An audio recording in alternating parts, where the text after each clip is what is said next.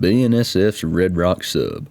Built by the Santa Fe in the late 1880s, this line reaches from Arkansas City, Kansas to Gainesville, Texas, and is one of the oldest rail corridors in Oklahoma.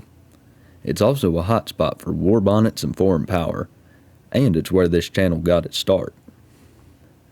Our first rail fanning spot is the old Santa Fe Depot. This building was made in 1903 and has since been converted into a steak restaurant and event center. Here we see a high-priority intermodal with an H1-9 in fourth. These H1-9s are starting to become rare. Several of them, including the one and only BNSF 1050, have been put in storage because of old age or mechanical problems, and a few have even been repainted into H3.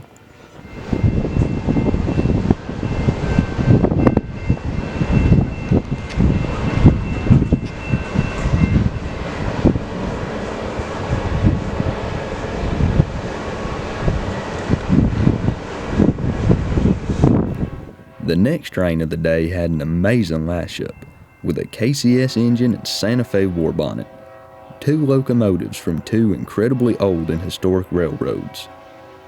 One thing that was rather interesting about the Warbonnet was that it barely had any black paint left.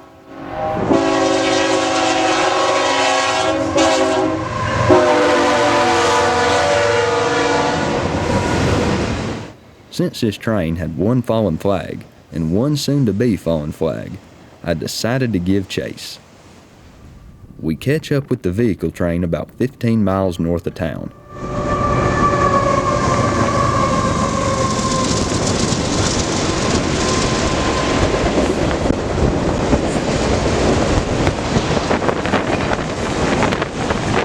With the CPKC merger going into effect next week, this really is the last we're going to see of tried and true KCS locomotives. Hopefully CPKC will leave its pre-merger power largely unpatched, just like BNSF did, so we can enjoy them for decades to come.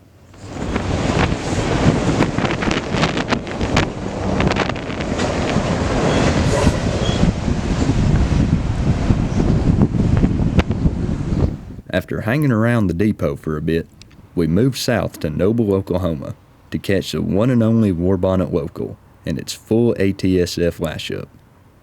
Both these engines are pushing 30 years old, and each of them probably have close to 10 million miles on them. Unfortunately, there ain't a way to get an exact number, since locomotives don't keep track of miles the same way a car would, but their mileage is definitely in the millions.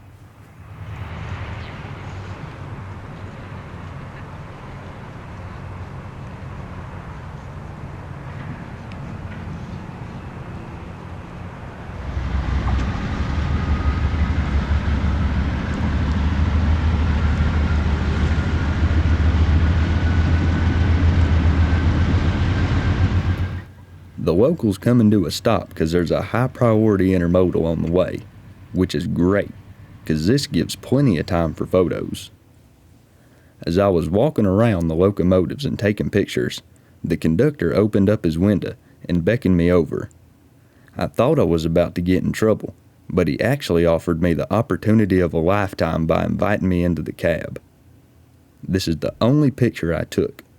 I didn't feel comfortable taking a whole bunch of photos in the cab because I didn't want to risk somehow showing the crew members' faces, since they could easily lose their job if the railroad found them out. After chatting with the engineer a bit, I eventually asked if I could blow the horn, to which he said yes. So on top of this picture out the back window, I also have this short video. Lovely crew on the Warbonnet Local let me inside. Ain't that something? I couldn't stay in the cab long, but it was definitely an amazing experience I likely won't have again. And with the crew's permission, I was also able to get this amazing head-on shot you're looking at now. About 20 minutes after the Warbonnet Local came to a stop, it began to pull forward so it could clear the siding southern switch. Since the aforementioned Z train is fast approaching, just listen to these old engines roar.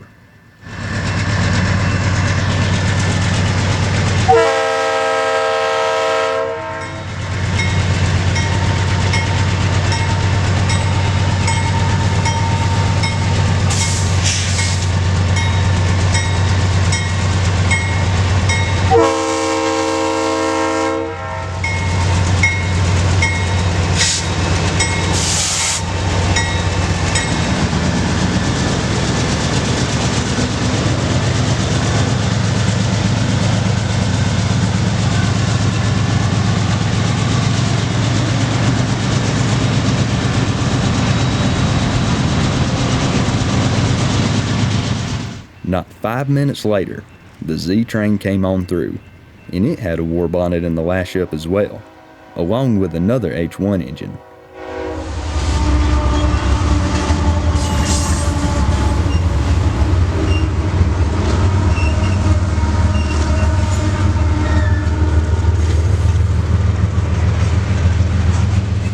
Seeing a meet where both trains are moving is incredibly rare on this sub. Since the Z train was the only thing holding up the Warbonnet Local, it's now going to continue north to Flynn Yard and more. And since this train's so unique, it deserves a chase. Here we are in Norman, one of the best places to catch this train. You can actually see 667's headlights way off in the distance. Right now, the train's about 3 miles away. I'll speed up the footage so you can watch the engines go up and down the gentle rolling hills.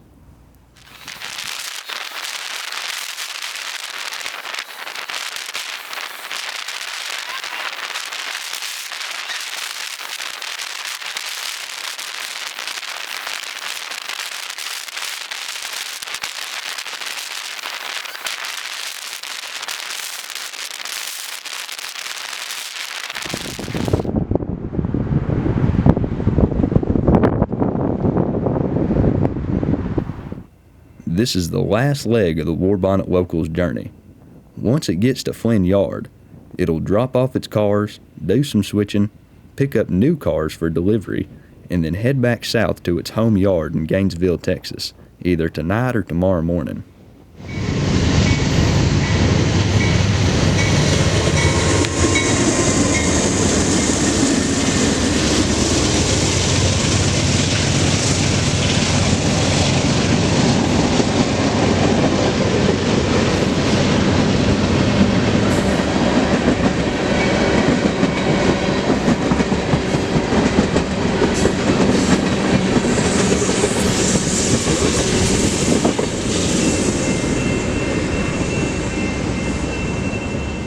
A couple days later, we find ourselves just south of the old depot. Here we see a Norfolk Southern transfer train. A transfer train is an entire train that's been interchanged from one railroad to another. Not only is the leading Lashup full Norfolk Southern, but all the cars are too. This train's come to a stop because there's a couple northbound priority mixed freights on the way. The first mixed freight had an equally awesome Lashup, sporting Heritage paint schemes 1 through 3 and BNSF 681, a Warbonnet with quite an interesting story. Notice how 681 is faded like a Santa Fe Warbonnet, but has BNSF livery? That's because it actually started life as an ATSF engine, but it was wrecked sometime in the early 2000s. When 681 was repaired and repainted, it somehow kept its ATSF colors, but was given BNSF lettering, making it the only Santa Fe Warbonnet I know of to be converted into a BNSF Warbonnet.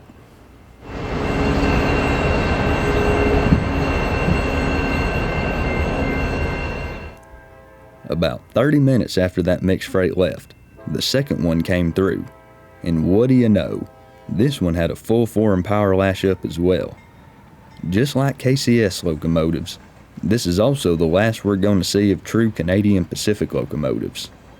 It sucks to see two incredibly old railroads such as CP and KCS go, but at the same time, CPKC will make history as being the first railroad to connect all of North America under one line.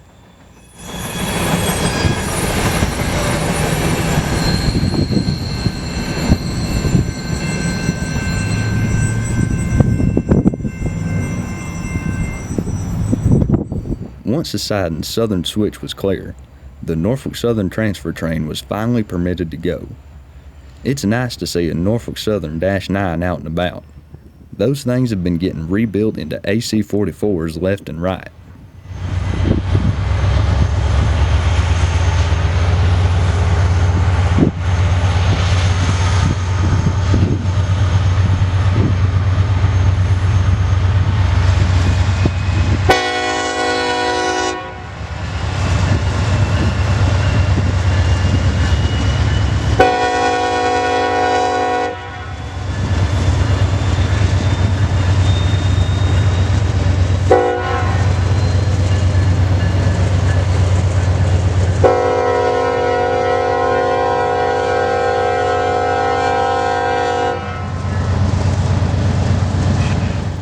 Bringing up the rear of this train was a very unique engine.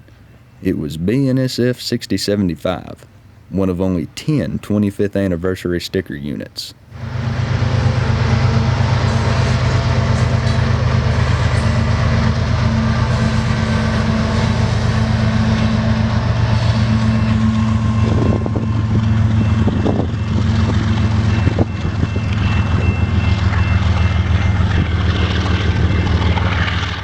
For the final catch of the day, we move up to a bridge to see a speedy Z train with a 4700 series Warbonnet and a crusty Canadian Pacific engine.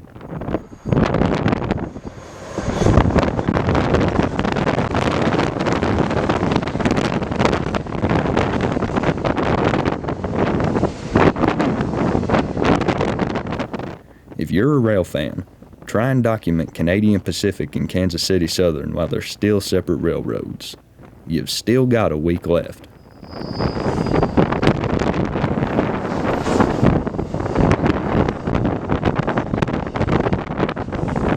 And once that train was gone, I decided to call it a day.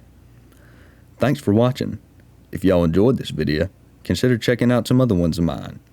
Also, maybe pass yourself by the merch shop. We've got a wide selection of products and a new design coming out soon. Anyways, that's all from me. Till next time.